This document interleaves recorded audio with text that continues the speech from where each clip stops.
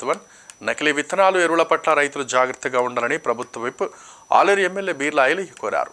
ఈ మేరకు యాదాద్రి భువనగిరి జిల్లా ఆలేరులో నేడు ఆయన మీడియాతో మాట్లాడారు. వ్యవసాయ శాఖ మంత్రి తుమ్మల నాగేశ్వరరావు నిన్న చెప్పారు, మన రాష్ట్రంలో ఎక్కడ కూడా ఎట్టి పరిస్థితుల్లో నకిలీ విత్తనాలు ఎరువులు అమ్మకుండా ప్రభుత్వం తగు జాగ్రత్తలు తీసుకుంటుందని ఆయన తెలిపారు.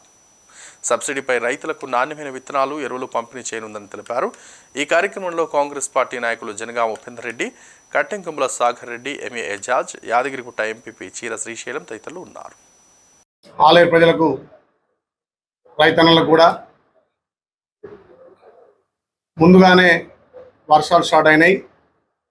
రేపు మే 20 తారీఖు రోని కార్తీ నుంచి కూడా విత్తనాలు నాటే సమయం వచ్చింది కాబట్టి ప్రతి రైతన్న కూడా నాణ్యమైన విత్తనాలు వాడుకొని పంట దిగుబడి వచ్చే విధంగా ముందుకెళ్లాలని చెప్పి విజ్ఞప్తి చేస్తూ నిన్న గౌరవ వ్యవసాయ శాఖ మంత్రి తుమ్మల నాగేశ్వరరావు కూడా అధికారులను ఆదేశించడం జరిగింది.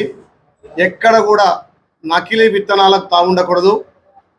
నకిలీ విత్తనాలు కానీ నకిలీ ఎరువులు కానీ ఈ కాంగ్రెస్ పార్టీ ప్రభుత్వంలో జరగకూడదు. ప్రతి రైతులను ఆదుకోవాలి. రైతులకు కూడా సబ్సిడీ మీద విత్తనాలు ఇవ్వాలని చెప్పి వేరుశెనగ కానీ మొక్కజొన్న కానీ ఇంకా ఇతరత్ర నువ్వులు కానీ ఆముదాలు కానీ కందులు కానీ సబ్సిడీ మీద అందించాలని చెప్పి అధికారులను ఆదేశించడం జరిగింది. అదేవిధంగా ఎక్కడ కూడా కల్తీకి తాగుండకుండా రైతన్నల అభివృద్ధి లక్ష్యంగా ముందుకు పోవాలని చెప్పి గౌరవ మంత్రి గారు ఆదేశించడం జరిగింది. అదేవిధంగా గౌరవ ముఖ్యమంత్రి కూడా ఎలక్షన్లప్పుడు ఏదైతే మాట ఇచ్చిండో ఆ మాట ప్రకారం నేనే మంత్రివర్గంతో సమావేశం ఏర్పాటు చేసి ఏదైతే ఆగస్టు 15 తారీఖు లోపు రుణమాఫీ చేస్తున్నామో ఆ రుణమాఫీ కోసం కసరత్తు చేసి రైతులకు సబ్సిడీ కానీ ఈ ఖరీఫ్ సీజన్లో ప్రతి పంటకు బీమా కల్పించడం కోసం ఏ రైతు కూడా పంట వల్ల నష్టపోవద్దు, దానికి కూడా బీమా కల్పించాలని చెప్పి కార్యాచరణ కోసం నిన్నే మంత్రివర్గ సమావేశం ఏర్పాటు చేస్తే ఈసీ గారు దానికి పర్మిషన్ ఇవ్వకపోవడంతో నిన్న మీటింగ్ ఆగిపోవడం. రేపు మాపో గౌరవ మంత్రి గారు, ముఖ్యమంత్రి గారు, మంత్రివర్గుల ఢిల్లీకి వెళ్ళి ఈసీ గారితో పర్మిషన్ తీసుకొని రైతులకు అన్ని విధాల ఆదుకోవడం కోసం ఎరువులు కానీ విత్తనాలు కానీ సబ్సిడీ ఇవ్వడం కోసం, అదేవిధంగా రుణమాఫీ విషయంలో కార్పొరేషన్